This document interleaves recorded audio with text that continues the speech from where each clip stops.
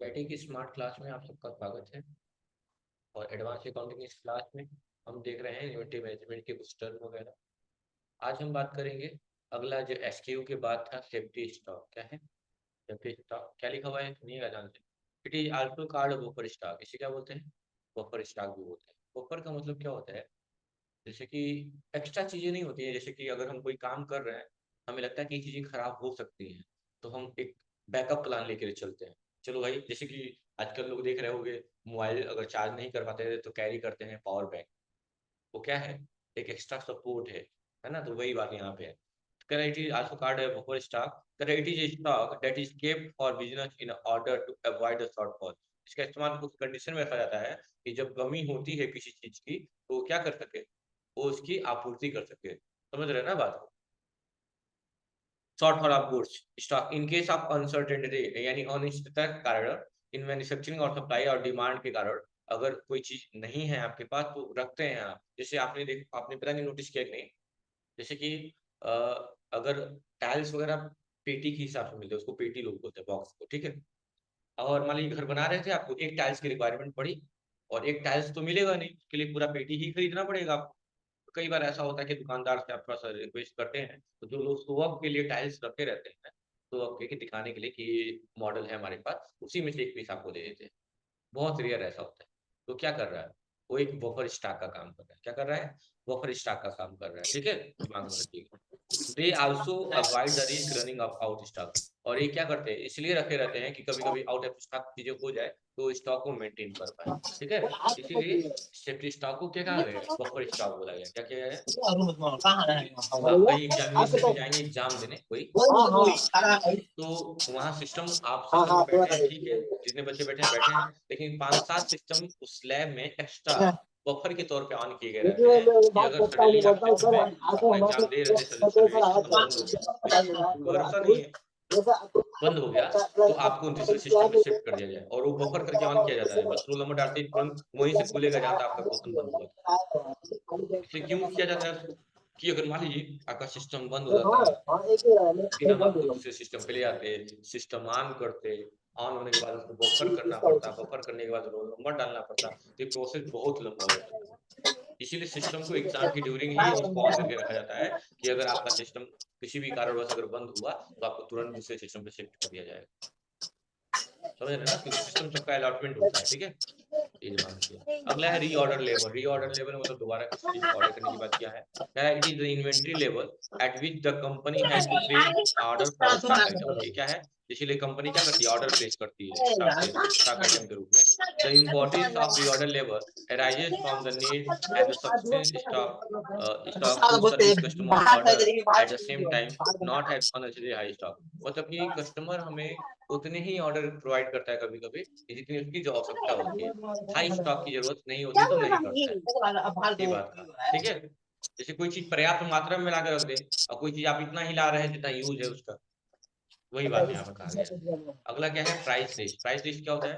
It is a list of item maintain by organization. एक ऐसा list होता है जो संस्था के द्वारा मेंटेन किया जाता है, along with the price detail, उनके प्राइस डिटेल के मुताबिक। It is generally use by the organization. इसका यूज कौन करता है? संस्था करती है। That deal in multiple product, जो किसमें डील करती है? अलग अलग प्रोडक्ट में, बहुत सारे प्रोडक्ट रखती है। जैसे कुछ दुकानें ऐसी होती है जो लिमिटेड चीज होती है, वहाँ शेरवानी ही मिलेगा, सिर्फ शेरवानी। लेकिन कुछ दुकानें ऐसी हैं जहाँ शेरवानी मिल जाएंगे, जेंट्स कपड़े मिल जाएंगे, लेडीज साड़ियाँ मिल जाएंगी, ये सारी चीज़। तो ये बोला है कि मल्टीपल डील करती है। कौन? ऑर्गेनाइजेशन के owner. Price list are maintain in various structure. बहुत सारे स्ट्रक्चर में इसको मेंटेन किया जाता है। और डिफरेंट टाइप ऑफ बायर, और कस्टमर भी लोग अलग अलग टाइप के होते हैं। Wholesaler, dealer, retailer. तो मैंने कहा था ना, तीनों के लिए रेट हम फिक्स कर देंगे पहले ही। तीनों लोगों के लिए क्या करेंगे? रेट फिक्स कर देंगे। It is structure based on the classification of ware and the refer to making sales. और क्या करता है? एक क्लासिफिकेशन है, एक वर्गीकरण है किसका? वेयर का। वेयर का मतलब खरीदने वाला, जो खरीदने वाला है।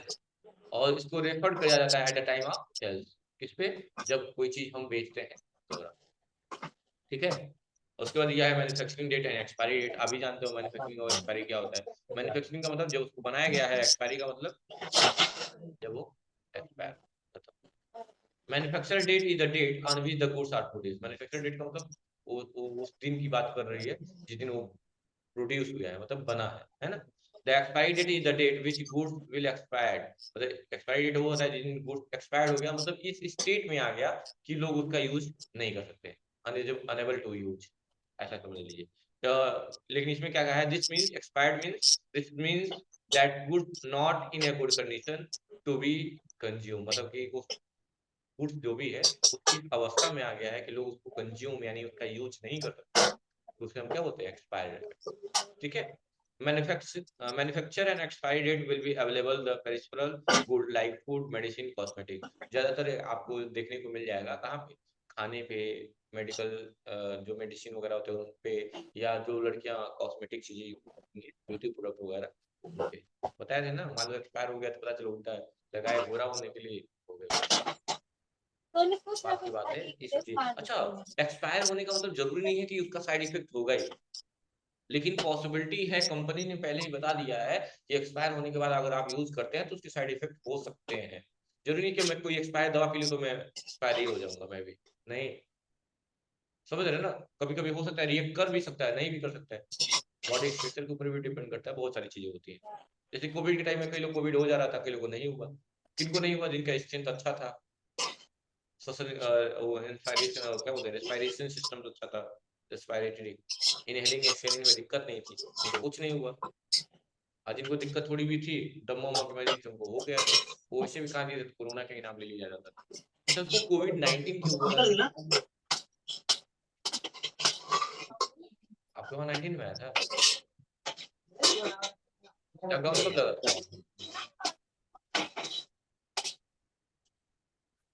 22 मार्च को लगा था, 2020, लॉकडाउन 2020 लगा था, 22 मार्च 2020। लेकिन 19 इसलिए नाम रखा गया क्योंकि अपने वहां न जनवरी फरवरी में हल्ला हुआ, लेकिन चाइना में नहीं, इंडिया में भी एंट्री मार चुका था बाकी राज्यों, दिसंबर में, 2019 में दिसंबर में, लास्ट दिसंबर तक एंट्री मार चुका था भारत, अपने वहां आके थे 20 कर दिया। हाँ, यूपी, लेकिन भारत में आ चुका था, इसी का नाम कोविड-19 रखा गया। एग्जाम आ रहा है ना पहले, एग्जाम आएगा तो पहले, एक बार प्रमोट हो चुके हो ना, कोई नहीं, ले ले, मेरे टाइम तो कोई कोरोना ही नहीं आया, लेकिन ये है कि अपने बूथ में सब देख लिए हम, एक बार भूकंप पे देख लिए, 2 बार देख लिए, एक बार, हाँ वही ना, वही आया, एक बार 2015 की 16 में आया था, वो देखे थे, कुछ टाइम लोग थे कि नहीं।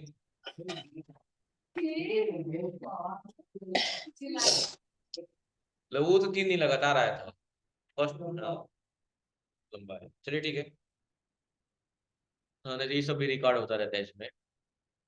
अब बात करेंगे डेड स्टॉक की, किसकी बात करेंगे, डेड स्टॉक। ये क्या होता है, it is stock that is not sold, मतलब कि ये ऐसा स्टॉक होता है जो बिका नहीं है, ठीक है, and lying in godown for a long time, क्या हुआ है, गोडाउन में पड़ा हुआ है लंबे समय से, उसे हम क्या बोलते हैं, डेड स्टॉक, मतलब बिका भी नहीं और लंबे समय तक क्या हुआ, गोडाउन में पड़ा रहा, उसे क्या बोलेंगे, डेड स्टॉक। अब हम पढ़ेंगे स्टॉक इन्वेंटरी वैल्यूएशन मेथड, जैसे इसकी वैल्यूएशन को हम देखते हैं, सीखते हैं।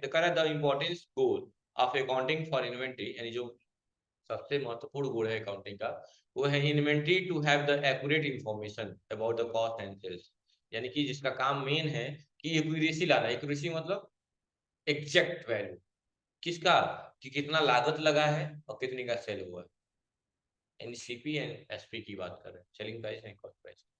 Stock valuation allow a company to provide a monetary value for stock item lying in their invent lying there in inventory, ठीक है ना, हाँ ठीक है। यानी कह रहा है स्टॉक वैल्यूएशन जो होता है वो क्या अलाउ करता है, company to provide monetary value, monetary का मतलब, मॉनिटर का मतलब समझते हैं ना, एक तो मॉनिटर इसको बोलते हैं, एक मॉनिटर हम किसी पे नजरें बनाए रखे हैं ना, तो कहते हैं ना मॉनिटरिंग कर, समझ रहे हैं ना, किसी पे जैसे कि हमारा कैमरा, क्या कैमरा का काम क्या, मॉनिटरिंग ही करता है कि आप क्या कर रहे हैं, आपकी एक्टिविटी क्या है, इसको रिकॉर्ड करता है, ठीक है।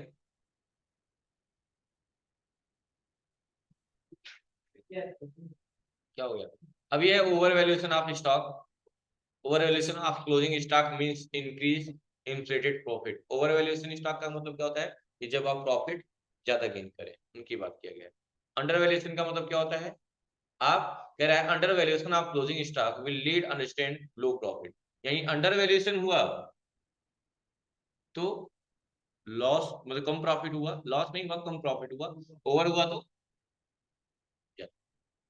जैसे आपने अच्छा क्लोजिंग स्टॉक ओपनिंग स्टॉक को कौन समझाएगा, बताइए, क्लोजिंग स्टॉक और ओपनिंग स्टॉक को कौन समझाएगा। ओपनिंग स्टॉक जो 1 अप्रैल को स्टार्ट होता है और क्लोजिंग मतलब नेक्स्ट ईयर के 31 मार्च को खत्म करता है क्लोजिंग स्टॉक, मतलब पूरे साल में जो स्टॉक मतलब बच जाता है लास्ट में क्लोजिंग स्टॉक बोलते हैं शायद। ओपनिंग कब क्या होता है, स्टार्ट होता है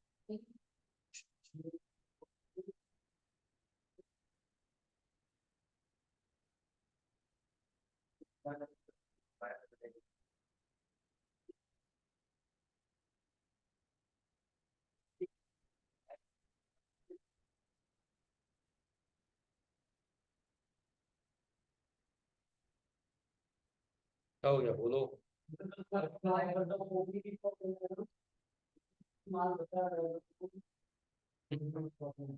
सुनिएगा, मान लीजिए हमने 5 ट्रैक्टर लिया और बिजनेस स्टार्ट किया, यानी ओपनिंग किसने हुई, साल के लास्ट में हम बस 3 ही ट्रैक्टर बेच पाए, 2 ट्रैक्टर क्या हो गया, बचा रह गया, तो ये 2 ट्रैक्टर क्या हो जाएगा, क्लोजिंग स्टॉक।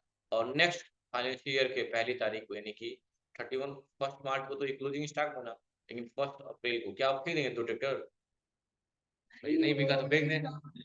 तो वही वो closing stock next financial year के पहली तारीख को क्या बन जाता है, समझ गए, ये रहेगा समझाने का तरीका। उसके बाद से क्या कहा है, सुनिए ध्यान से, एवरेज कॉस्ट मेथड बता। एवरेज का मतलब होता है ना कि औसत। अब इसका क्या है, इसकी टोटल वैल्यू समझिएगा, total inward value for the year upon total inward quantity of the year, value upon, जैसे मान लो 50 रुपया 5 का, तो 50/5 तो एक का निकल जाएगा ना, वही बात कह रहा है। अब उसमें क्या क्या मेथड दिए हुए हैं, जैसे कल ही मैंने जिक्र कर दिया था, फीफो 2 बार दिया है, उसे कोई मतलब नहीं है, लीफो, फीफो। फीफो का मतलब क्या होता है, मान लो 2 सामान है, ये मान लो टॉफी है, ये रैपर बना हुआ है, ये भी टॉफी है, तो मान लो पहले ये खरीदा गया था, बाद में ये, भाई ऐसा नहीं दुकान पे लगातार सामान आता जाता रहता है। तो फीफो का मतलब ये होता है जो फर्स्ट में आया है पहले उसी को बेचेंगे, और जो बाद में आया उसको अच्छा। हीपो का मतलब क्या है, हीपो लिपो है ना, लिपो का मतलब क्या है, पहले आया है बाद में आया उसका मतलब नहीं है, दोनों में किसका कम दाम है पहले उसको भेज देते, नहीं सॉरी लास्ट है ना, लास्ट में जो आता है उसको भेज देते हैं। और हीपो का मतलब क्या होता है, जिन इन दोनों में से कौन पहले है उसे मतलब नहीं है, हाईएस्ट वैल्यू दोनों में से किसकी है उसको पहले बेचेंगे। आई रिपीट, फीफो का मतलब होता है कि दोनों में से कौन सा पहले आया पहले उसको बेचेंगे, लीफो का मतलब जो लास्ट में आया उसको पहले बेचेंगे, और हीपो का मतलब दोनों में से जिसका ज्यादा अमाउंट होगा पहले उसको। आया समझ में, ठीक। अब वही लाइन लिखा हुआ है, फीफो मतलब first in first out. Under FIFO periodic system it assume that the item purchase first, यानी एज्यूम कर लीजिए कि जो जिस आइटम को आपने पहले खरीदा है आर द सोल्ड फर्स्ट, उसे पहले बेचेंगे। लीफो का मतलब क्या है, under it is assume that the item purchase last are the sold first, यानी लास्ट में जो आइटम खरीदे पहले उसको बेचेंगे। और हीफो में क्या होगा, under HIFO the item purchase will the highest cost sold first और रिमूव फर्स्ट, यानी जिसका दाम ज्यादा होगा पहले उसको बेच देंगे। ये 3 मेथड दिमाग में सेट कर लीजिएगा।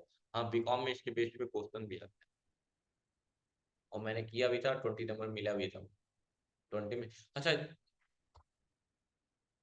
न्यूमेरिकल करने में फायदा क्या होता है कि अगर सही हुआ तो 20 नंबर पा जाओगे, लेकिन ये रिस्क है, सही हुआ तो 20, नहीं तो 0। इन न्यूमेरिकल का टेक्निक है। और थ्योरी में है कितना भी लिख दोगे 20 में से 20 तो नहीं पाओगे, 18 15 ये सब। लेकिन ये भी है ये जीरो भी नहीं पाओगे थ्योरी में। कुछ भी लिख दो उसमें स्टोरी बना के 2 लाइन 3 लाइन मिल जाएगा ना, लेकिन न्यूमेरिकल में क्या है, रिस्क है। और तुम्हें पता नहीं होगा, मुझे अशोक पांडे सर स्टार्टिंग में बीकॉम के कोचिंग ही पढ़ा हूँ, क्लास नहीं किया हूँ। पढ़ाते थे वो, मुझे बार बार न्यूमेरिकल के लिए मना किए थे, और आपको पता नहीं मेरा प्लस पॉइंट न्यूमेरिकल ही था, और हर बार मैं न्यूमेरिकल के लिए किया हूँ। मैं पीसीएम का स्टूडेंट रहा हूँ, पीसीएम मतलब फिजिक्स केमिस्ट्री मैथ, लेकिन फिर भी मेरा बीकॉम में अकाउंटिंग में, इकोनॉमिक्स में नहीं, अकाउंटिंग में जो फाइनेंशियल अकाउंटिंग उसमें 78 नंबर था, 100, और इकोनॉमिक्स में 33 बॉर्डर पे थे। मेरी थ्योरी वीक है थोड़ी न्यूमेरिकल्स से। तो एक सब्जेक्ट कौन से टॉप कर रहे हैं, दो था, स्टैटिक्स अच्छा किए थे और फाइनेंशियल अकाउंटिंग, बाकी तो गड़बड़ थे। कॉस्ट भी अच्छा किए थे। सबसे टफ मुझे कॉर्पोरेट लगा था, कॉर्पोरेट अकाउंट, क्योंकि कोचिंग भी नहीं पढ़ते और वो भी अशोक सर पढ़ाते ही नहीं थे। हाँ 54 पॉइंट, नहीं 55.72% रहा है ग्रेजुएशन में, और एमकॉम में 61.65, खुदा कुशीनगर।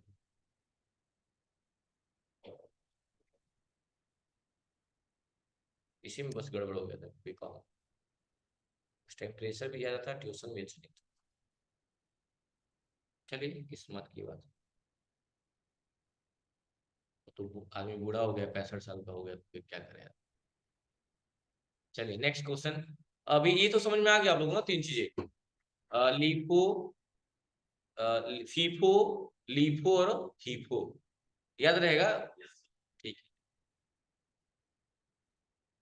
अरे हाँ, अब हम पढ़ेंगे इन्वेंट्री मास्टर इंटेरियर। अच्छा, एक इक्वेशन दिया हुआ है यहाँ पे, वो देख लीजिएगा।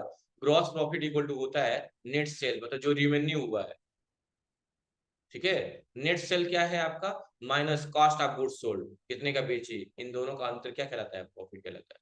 जैसे मान लो कोई 100 की चीज लाके हम 150 में बेच दिए, क्या 150 प्रॉफिट है, नहीं, इन दोनों का डिफरेंस हमारा प्रॉफिट कहलाता है, ठीक है ना।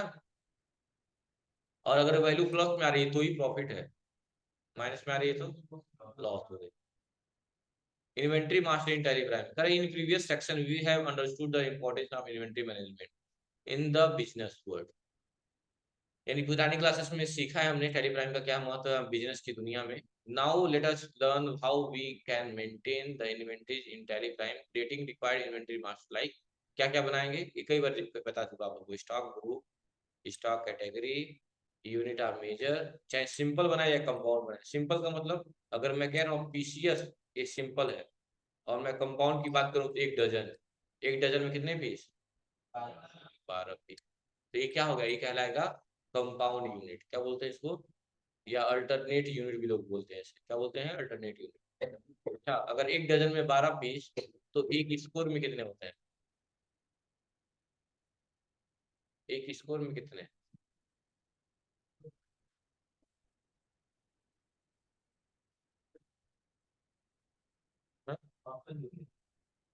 ऑप्शन दे दें, क्योंकि लोग क्या लगेगा, ठीक है, 10 12 14 15, और इनमें से कोई नहीं।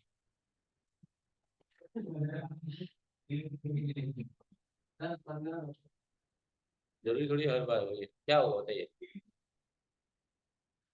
वेरी गुड, इनमें से कोई नहीं, आंसर सही है, 20 होगा। 20 होगा, और एक स्कोर में कितने होते हैं, 20 होते हैं। जैसे 1 डजन में 12 होते हैं, वैसे एक स्कोर में, लेकिन ये स्कोर वाला क्वेश्चन उतना आता नहीं है, फिर भी जान लीजिएगा।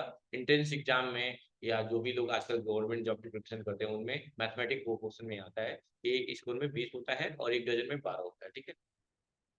चाहता हूँ जितनी चीजें पता है मुझे, एटलीस्ट मैं उतना डिलीवर कर पाऊँ। तो last day we are discuss about कि अगर स्टॉक आइटम का नाम दिया हुआ है बहुत लंबा सा, लेनोवो 100 वायरलेस कम्बो कीबोर्ड, ठीक है, इतना लंबा जो भी है, तो ये क्या है, एक आइटम का नाम है, इसे क्या बोलेंगे, स्टॉक आइटम, क्या बोलेंगे, स्टॉक आइटम। और बताए थे आपको स्टॉक आइटम, और ये पढ़ने से क्या लग रहा है, क्या है, कीबोर्ड, कीबोर्ड क्या हो जाएगा इसका, स्टॉक ग्रुप हो जाएगा, क्या हो जाएगा, किस कंपनी का है, क्या हो जाएगी, स्टॉक कैटेगरी। इसको किस में मेजर करेंगे, कोई यूनिट हो जाएगा, कोई दिक्कत है क्या।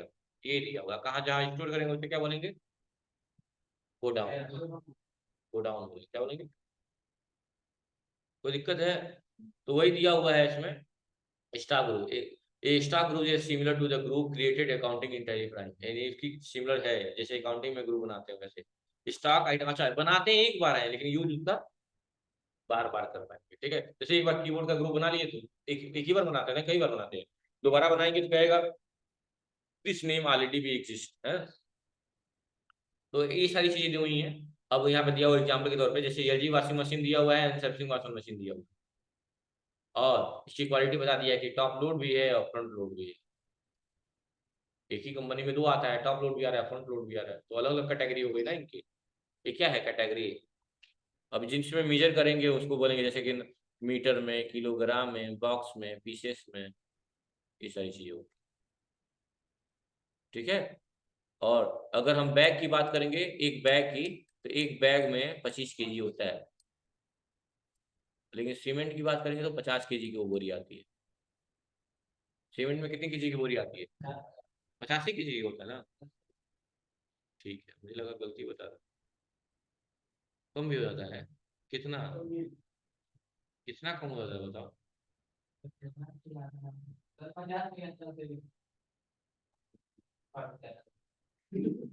तो ये मेरी गलती है, फट जा रहा है वो। अरे वो उसका वेट क्या है, नेट वेट से मतलब है ना। अब गेहूं तुम भरवा लो कर 50 कट्ठा, घर जाते जाते छेद कर के गए थे, ये क्या है, ये कोसा कोसा, 50 kg का ही होता है, ठीक है। तो ये भी नोट कर लीजिएगा, एक बैग में 25 kg होता है। जैसे चावल वगैरह मिलता है ना, चावल वगैरह लेते हैं आप 800-900 में बोरी, 25 kg की एक बोरी आती है। तो दिक्कत है,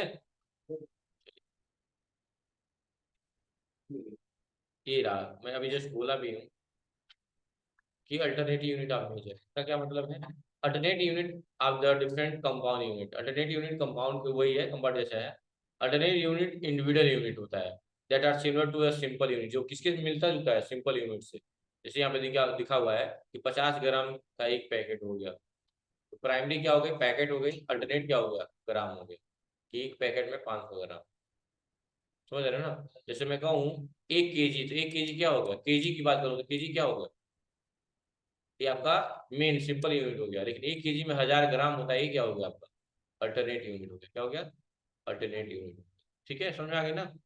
उस पर दिया हुआ है स्टॉक आइटम, क्या दिया हुआ है, stock item. Stock item refer to a goods that is manufacture और ट्रेडेड और can be component by the product. इसका मतलब है स्टॉक आइटम क्या होता है, एक गुड्स को रेफर करता है कि किस चीज का आप व्यापार कर रहे हैं, ठीक है। एक कंपोनेंट होता है या उसको प्रोडक्ट भी बोल सकते हैं। For manufacturing company the raw material and associated item are stock item, यानी कि जो कंपनियों में रॉ मटेरियल होती हैं, जो एसोसिएट करके आइटम बनते हैं, उन्हें भी हम क्या बोलते हैं, स्टॉक आइटम बोलते हैं। By recording the inventory transaction, stock item will be primary entity, मतलब कि जब हम कोई चीज में एंट्री करते हैं तो जो आइटम होता है उसको प्राइमरी एंटिटी में, एंटिटी का मतलब क्या होता है, एंटिटी का मतलब क्या होता है, अस्तित्व। एंटिटी का मतलब क्या होता है, अस्तित्व होता है। बताया गया था लेकिन आप पढ़ते ही नहीं, तो कोई क्या कर सकता है, ठीक है ना, जिक्र हुआ था इसका। इसका मतलब क्या होता है, अस्तित्व होता है, ठीक। चलिए नेक्स्ट चलें। हाँ,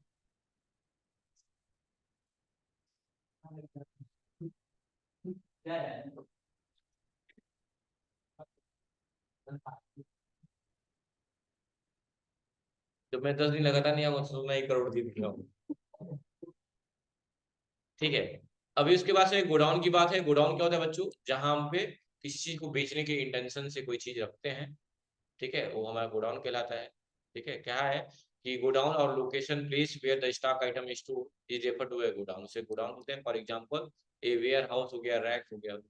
now let us learn maintain the inventory structure of organisation or a company using Tally Prime with the help of following business scenario. हम बिजनेस सिनेरियो पढ़ेंगे। सिनेरियो में श्रीदेवी इंटरनेशनल का कंपनी बनाएंगे, एक कंपनी बनाना है हमको श्रीदेवी इंटरनेशनल के नाम से। एक बिगेस्ट होलसेलर डीलर है, क्या है, एक बहुत ही बड़ा होलसेलर डीलर है, कौन, श्रीदेवी इंटरनेशनल, जो डील करता है different types of washing machine, क्या क्या, अलग अलग वॉशिंग मशीन, कौन कौन से, और अलग अलग वॉशिंग पाउडर भी बेचता है, कौन कौन से, एलजी और सैमसंग का वॉशिंग मशीन, और एरियल और सब एक्सेल का वॉशिंग पाउडर बेचता है कौन, ये हमारी कंपनी है। किस नाम से बनाना है, श्रीदेवी इंटरनेशनल का नाम। ठीक है, तो कंपनी क्रिएशन बता दें। कंपनी क्रिएशन आज की क्लास में आपको करना है, कैसे हम कंपनी क्रिएट करेंगे। हाँ, बता दे रहे हैं कैसे हम कंपनी क्रिएट करेंगे। कंपनी बनाने के लिए कहा है कि इन ऑप्शनों का यूज करेंगे और ध्यान से काम करेंगे। सारा एड्रेस दिया हुआ है, पूरा एड्रेस भरेंगे। सबसे पहले क्या ओपन कर लेंगे, टैली।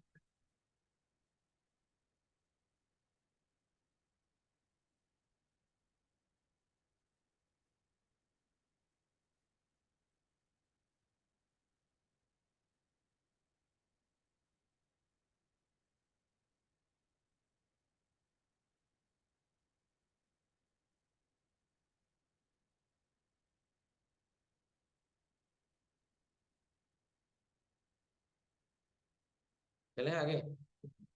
ठीक। अब क्या करेंगे, अल्ट F3 प्रेस करेंगे, क्रिएट करेंगे। ध्यान से देखिएगा, बहुत बारीकी, थोड़ा सा स्टार्टिंग है ना आप लोग के लिए, थोड़ा सा अलग लगेगा। आप लोग क्रिएट कंपनी पे जाएंगे, और किस नाम, इसी नाम से आप लोग भी बना दें जैसे मैं बना रहा हूँ। ठीक है, तो कंफ्यूज हो जाएंगे, वहाँ बहुत सारे लोगों का बन चुका है एडवांस का। ड्राइव ले लेंगे, डी ड्राइव, कॉलन लगा लेंगे और फॉरवर्ड स्लैश लगा लेंगे। कर लेंगे इतना ना, और लिख लीजिएगा टैली एडीवी।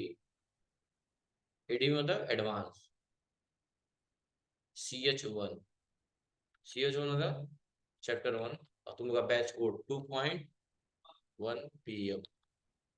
बस ये जरूर लिखिएगा, ये लिखिएगा इतना आप लोग भी, क्योंकि सब लोग एडवांस टैली बना हुआ है, सब मिक्स हो जाएगा आपस में। इंटर, हाँ लिख लीजिए सामने, इसी नाम से बना लीजिएगा।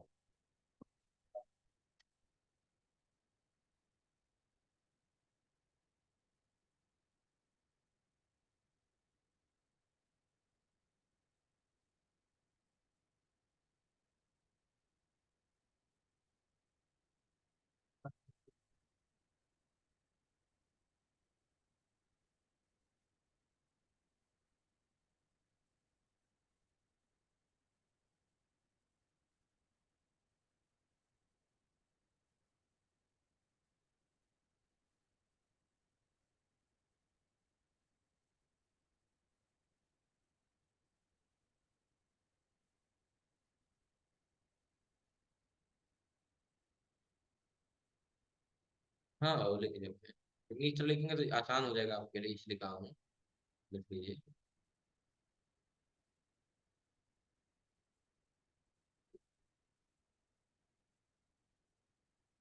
हो गया, इंटर करेंगे, हो गया। और अब यहाँ कंपनी का नाम, कंपनी का नाम वही लिखेंगे जो फाइल में दिया हुआ। क्या लिखा हुआ है, श्री श्री देवी इंटरनेशनल। इंटर करेंगे, एड्रेस दिया हुआ है, एड्रेस क्या दिया हुआ है देखिए तो, यहाँ देखिए सामने, देखिए ना आप लोग, #78, #78। उसके बाद क्या दिया हुआ है, 10th में रोड, पडौना, और यहाँ डिस्ट्रिक्ट।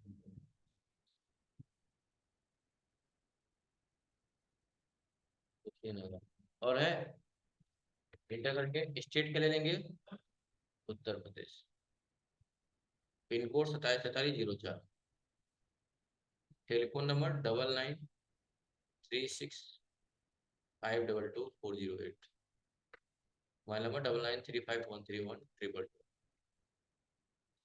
ईमेल आईडी ले लीजिएगा, ईमेल आईडी उसमें लीजिएगा, श्रीदेवी इंटरनेशनल नहीं है ना, श्री देवी इंटरनेशनल, @gmail.com, देखो दिया हुआ है। इंटर करेंगे, वेबसाइट भी दिया हुआ है, www.gmail.com। Sridevi national .com। और यहाँ देखिएगा फाइनेंशियल ईयर में कोई चेंजिंग नहीं करना है, उसके डेट में मत जाइएगा, इंटर इंटर, और यहाँ इंडियन रुपीज ही रहेगा। आपका सामने देखिएगा ध्यान से, इंटर इंटर, कंपनी एक्सपेक्ट हुई। अब आपसे जाती जाएगी मतलब जीएसटी वगैरह के बारे में पूछेगा, तो आपको जीएसटी एप्लीकेबल नहीं रखना है, इंटर इंटर इंटर, फिर हम आगे इनेबल जीएसटी, इसको हम कर देंगे यस, नहीं करना है, बात का ध्यान दीजिएगा। और क्या करेंगे, इसको एक्सेप्ट कर लेंगे और कंपनी बनकर तैयार होगी, बस यही करना है इसकी बात। आज से अलॉटमेंट कर लीजिएगा, आप लोग फिक्स कर लीजिएगा, ठीक है, कर लेंगे, ये करना है बस, नहीं। और कैसे ट्रांजेक्शन स्टार्ट हो गया, थैंक यू क्लास।